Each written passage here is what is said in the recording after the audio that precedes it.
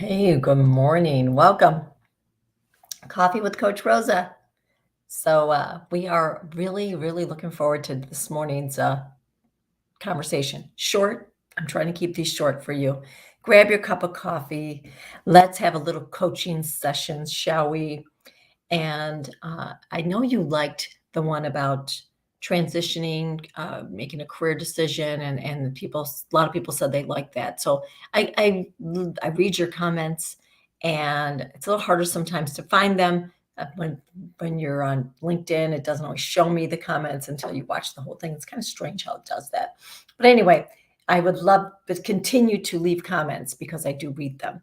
So, welcome to Coffee with Coach Rosa. We spend a few minutes together. We have a little coaching session. We talk about all kinds of things that'll help you through, difficult changes, transitions, starting jobs, changing careers, starting a business, or just everyday life, right? And I love to chat with you about those things. My real expertise, my real love is mindset and understanding how the power of the mind works, especially your subconscious mind, because it's powerful and it's running the show. And it's a good part of what we'll talk about today. And leave me a comment, drop me a comment if you like this, or if you want to hear more about the same type of topic. But what I want to talk to you today about is this unspoken contract that we all have in life. And I want you to think about it because I don't know if the average person spends a lot of time thinking about this. And that is, I have something like a piece of hair stuck on me. And this unspoken contract is, think of it this way. When you're growing up and you're observing the family dynamics, there's often agreements that we make amongst ourselves that are never really spoken. And you have to have the ability to look back without, you know, engaging. Like you don't need to engage and get involved in the feelings. And the way to do that, by the way, if you've had more of a childhood that could be turbulent, traumatic, as I did, one of the neat techniques to use is you just kind of look back, but you rise above it. So you hear like you're watching a story and you're far enough away. And that's a really neat technique so that you don't re-engage in the emotions. You observe from a distance.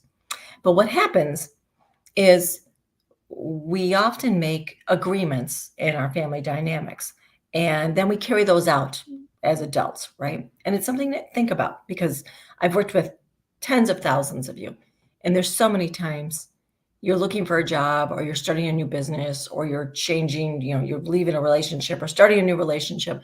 So many things happen. And I'll ask a question, and it's not even what you wanted, right? It's not even what the person wanted.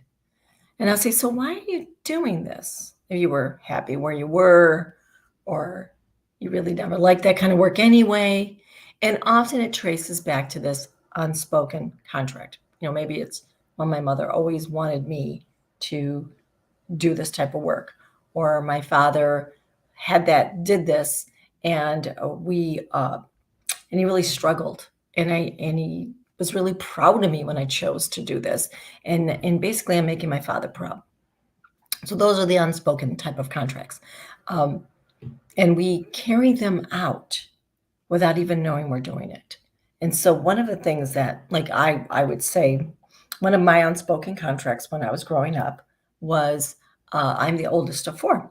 And so I was the person who took care of the family, right? Of my kids, my siblings. I call them my kids subconsciously. You can hear it.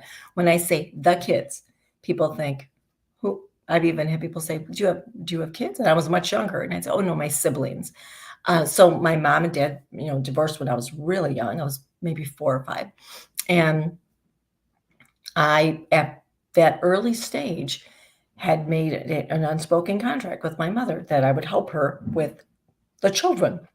And I carried that on for a good part of my life. I still am it's very easy for me to step into that nurturing role and help, my siblings if they needed me. They're all adults, they don't need me. But that's an unspoken contract, right? And I'll tell you something funny is I ran a daycare for 10 years, which is kind of interesting of all the things I could do of businesses to start. Childcare was one of them. Well, so I could stay home with my own children or be with my own children. Um, and at my office, I am a very good caretaker, right? I make sure that you know, uh, we have events. If I will jump in and help out to make other people feel like they're welcome, they belong, that they're cared for. And so that's an unspoken contract in a sense. At one level, if I didn't like doing it, I do derive a lot of satisfaction from that. But I also realize at times that I need to maybe pull back and let other people take the lead. I need to sometimes relinquish being the matriarch and say, I'm not in charge of this. I need to let it go and let someone else take over, let someone else lead that.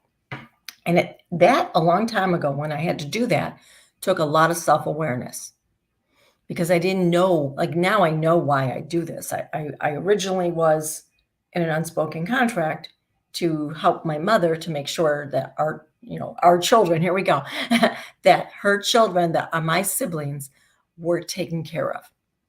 And that carried out to a lifetime pattern of caretaking, codependency, enabling in a variety of relationships until I realized that's not the role anymore. That's no longer needed. It's not my chosen role. So we do that in all areas of our lives, and it's something to be very, very aware of. So I didn't know I was going to share all this with you today. I just wanted to talk about the unspoken contract because it's so interesting. But you know what? I don't mind. I can be easily. I like being honest with you and transparent. And when you discover the unspoken contract, it can be very life changing. It really can be life changing, and in a wonderful way. In a wonderful way. Because we often no longer really want to be in this contract. And so it's very important. Oh, thank you for joining us. Oh, buffering. Oh, darn it. Sorry. Hopefully it gets better. I hope it's not like that on all stations. Thank you, Diana. Thank you. I'll have to watch it then and see. So here's what you're doing. You look at what's in your life right now. What do you really want? And then you say, what pattern am I in around that? So what do I want? What pattern am I in? And when you see the pattern, that should unveil a lot. So the pattern could be, I take on jobs where they expect too much from me. The agreement is I'm working 40 hours a week. I always end up working 60 hours a week. Or I get in relationships and the person is not truthful with me. And it's a pattern. Same game, different name. Look at patterns. They tell you a lot. Then you go back and you look at, where did this come from? Like, where would I learn this pattern? And if you stop and list, like just visit for a moment from a distance, maybe the childhood dynamics or your family dynamics of the people in your life, was there an unspoken contract? Like, I'm going to prove that I can work hard. Maybe one of my parents didn't work or didn't want to work. And I found, you found that to be something that harmed your family. And you thought, I'm going to be a hard worker. And that was the unspoken contract. Don't worry, I'll take care of things. I'm going to show you how it's done. Or I will do it for you in honor of you. Honoring someone's unlived dream. That's something else that's very interesting, a very interesting dynamic that is in coaching that we see. And that is honoring someone else's goal. And because they never met it, you met it for them. Somebody's has an aspiration of being, an engineer, and they never were able to go to school to be the engineer because their family didn't have the money. And you decide, I'm going to be the engineer. And, your family's proud of that. And yet, was it really your dream? This is really deep stuff, and it's great. It's a great topic. I could talk to you about it for about easily an hour longer. I won't. I'm giving you a tiny little taste.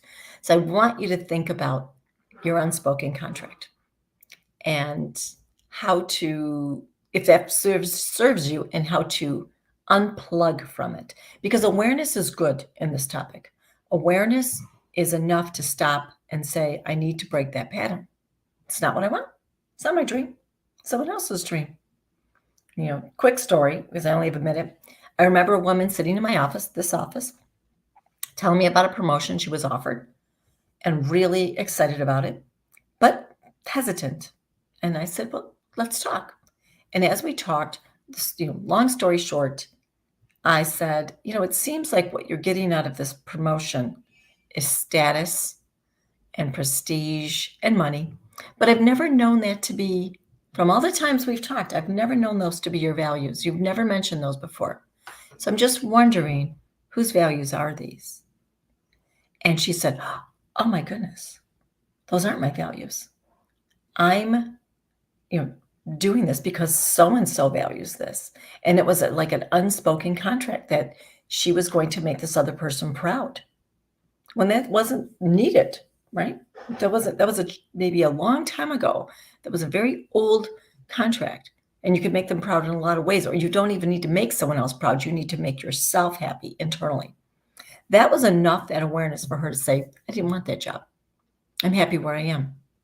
And I can honor and love people without changing who I am. That's the real moral of the story, isn't it, my friends? You can honor people and still not change who you are. And I want you to think about some of the things you do. And if it's maybe subconsciously out of your awareness because it's pleasing someone else or proving someone else right or showing them they're not alone. This is a heavy topic. I love heavy topics. I'm not afraid of those. But we'll stop here. And I'd love to hear from you. Give me some feedback. Drop a line and a comment in there. Let me know. I hope to see you in some of my workshops, by the way. I have a bunch of workshops coming up. Just look for me, and it's on rochesterworks.org. And I really should put a link to those. And I'll be happy to chat with you more. Have a great day, my friends. Take care. Bye-bye.